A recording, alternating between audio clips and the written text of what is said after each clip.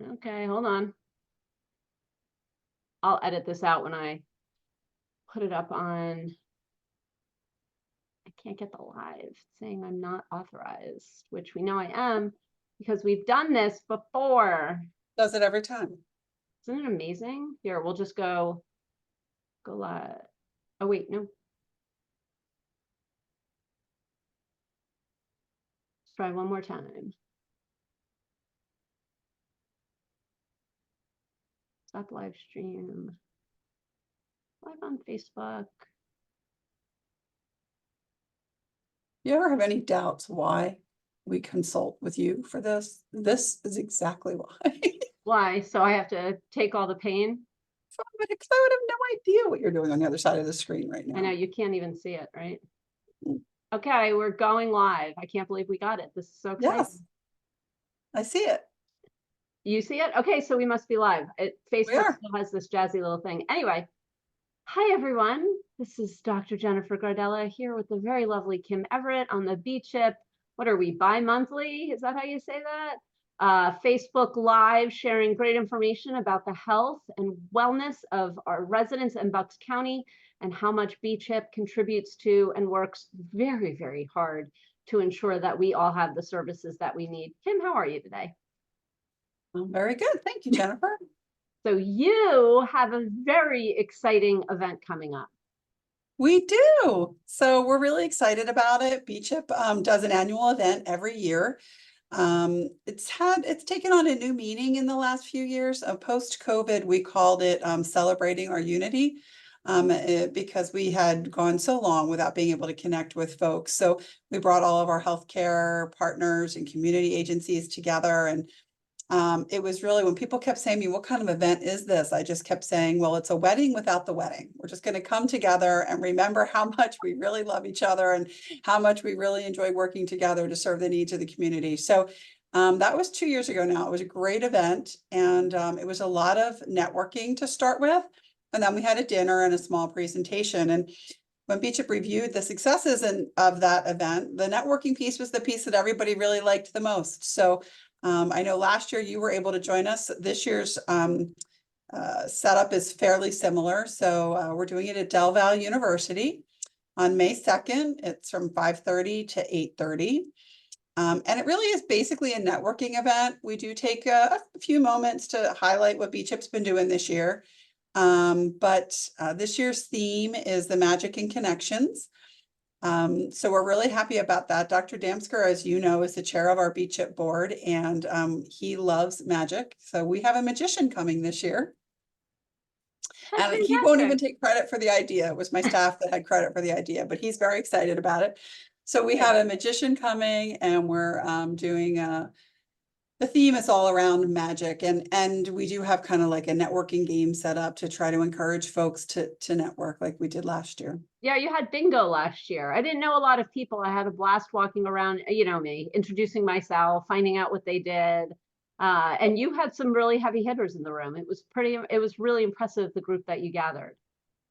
We are so fortunate to have so much support from our health systems and our community partners. So, and our legislators and our county government, truly. So that's what BCHIP is. Right? So since we are so well positioned to try to address gaps and meet the needs in our community, we intersect with everyone in our community that is working or, directly or indirectly in healthcare. So yes, we have our hospital CEOs and the leadership teams from the hospitals.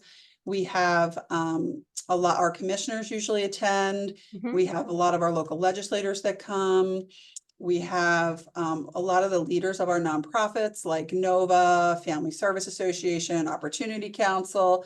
And then we encourage them to invite, lots of members of their staff, because BCHIP has so many committees. We've talked about some of them on here. What we do is we share those committee lists with all the leaders of the organizations, and we encourage them to invite the folks that are engaging in the work with BCHIP, right? So the people on the wellness partnership or the people on the community connections group, that kind of thing, so that they're really able to meet the folks that they're regularly engaging with. So we expect to have, around 150 to 200 people attend.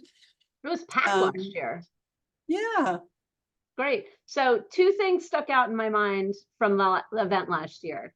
One is serious, one is not so serious. So the first is I don't remember who it was, but one of the first individuals to speak said that that he was grateful, and we should be grateful in Bucks County that when COVID hit, we had an organization like BCHIP to already start to coordinate all of the necessary medical services and just to get everyone talking immediately. Because if you guys weren't there, who has the email distribution list for the CEOs of the hospitals, or where are the vaccines going? And you guys, and he was such a powerful statement that he made. I was like, wow, that's why you have BCHIP. Hopefully we won't have another pandemic, but that Agreed. coordination, and I think it speaks to, the more and more that you've done throughout the year, the coordination with the elder care facilities that you guys are working on, coordination of what's the other one that we talked about it a couple weeks ago The too. Violence and Healthcare Task Force, every member of the, yep. Right, and you guys can easily pull together the partners and say, okay, let's start to address this issue, whether it's collect data or implement this program, or I should say develop the program first, then implement this program, or let's, make our people as safe as possible. Or find the program that's already doing it and make folks aware of that resource, right? Which Right. happens a lot.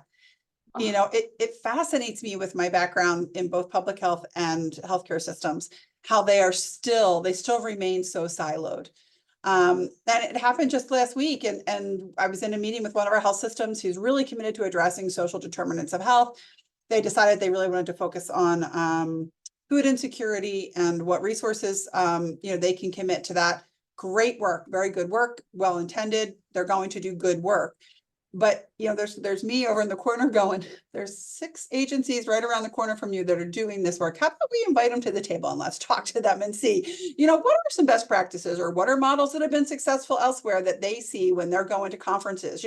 How did other places work with their health systems? And so it was just a great example of how BCHIP does bring that level of coordination, because whether it's standing up a new program, like you said, or identifying the key partners and key stakeholders that can support these efforts across the board, that's what we do. And to kind of loop it back, that's what the event's about, is really making folks realize just the value of connecting, right? That's hard, particularly when you're talking about grant funding, or, when you're asking for, donations from organizations to support our nonprofit, right? People are like, wait, you're not, giving socks and blankets to the poor, or you're not, right? You're not standing up a shelter, they are things that are very measurable and very tangible. But as BCHIP, as an organization, that connectiveness is harder. It's harder to kind of measure and harder to put value to. Yeah, it was just so amazing to me. And then, like I said, you think about all of the things you guys do coordinate, now homebound vaccines, and you have the contacts to say, okay, we've got this person in this part of the county that cannot get out of their house. They need someone. What's the best way to meet that need? And that's what you guys do so well. So that was one thing, that very powerful statement. It stuck with me for a year, and I don't even remember where I put my sneakers this morning. So that is a very powerful statement. The other thing is the food. I also remember the food, right? So one, I had never been to an event with a cheesesteak bar. So what are you doing this year? I hate to give it away, but because it was so popular, we're repeating it this year. We are. I won't do it again next year. We can't do it forever, but it was so popular that I thought, you know what, we're going to do it again. So we've changed a few of the appetizers, and so but yes, it's not intended to be a sit down dinner, as you know. It's we have a lot of appetizers, and then we have a buffet, and a lot of high top tables, of course, some low top tables for folks to sit that need to or want to. We're really spreading out this year. Last year, one of the biggest challenges was we had such a great response, and everyone was kind of cramped in this smaller area downstairs. Oh. So we're moving some of the event to the second floor, particularly the bar and the cocktails. So we're hoping that will draw folks to the second floor, spread things out a little bit. But yes, we're having cheesesteaks, and we're having the Nina's waffle truck again. Well, that was my second thing I was going to talk. First of all, I was online for the Nina's waffle truck, and I met like some really neat people. I met the president of Bucks County Community College, happened to be there, and some other individuals who had organizations in Bucks. So as a networking event, as a small business owner in Bucks County, I can tell you that you'll not like you should come with your capability statement and your business card tattooed to your head and say, oh, look, I'm open for business. But if you want to play on a bigger level and support an amazing organization in Bucks County, this is a great place to kind of step up your game and network with a higher level of individual and eat cheesesteaks and get Nina's waffles. I mean, come on. You don't get that at every networking event, I can tell you. You don't. And it really kind of reflects, it really is a good reflection of our organization and our team too. So I do like that. And so that really is what we're about, is making those connections. And so we're trying to keep the event committed to that theme. So, and really, it's funny because many years ago, BCHIP's annual event was recognizing the physicians in the area. And it was a good event. The physicians attended, but each physician was able to speak and talk. And so it was really interesting because when I started, one of the first things the board directed me to do was, we need to change up the annual event. Like it was, I think don't get me wrong, I'm sure it served its purpose for a time and it was very good. But you could tell that ship had sailed and they wanted something new. And so I always like to kid my team, if it's one thing I know how to do, it's throw a party. So that's what we try. That's what we try to do. My people always say I know how to solve problems with credit cards, especially other people's credit cards. So yeah, exactly. There you go. Okay, well, we look forward to seeing everybody at the event on May 2nd, Thursday, May 2nd, correct? Correct. From 5:30 to 8:30 at Del Val. Visit bchip.org for more information and to buy your tickets. And Kim, thanks so much for your time today. Thanks, Jennifer.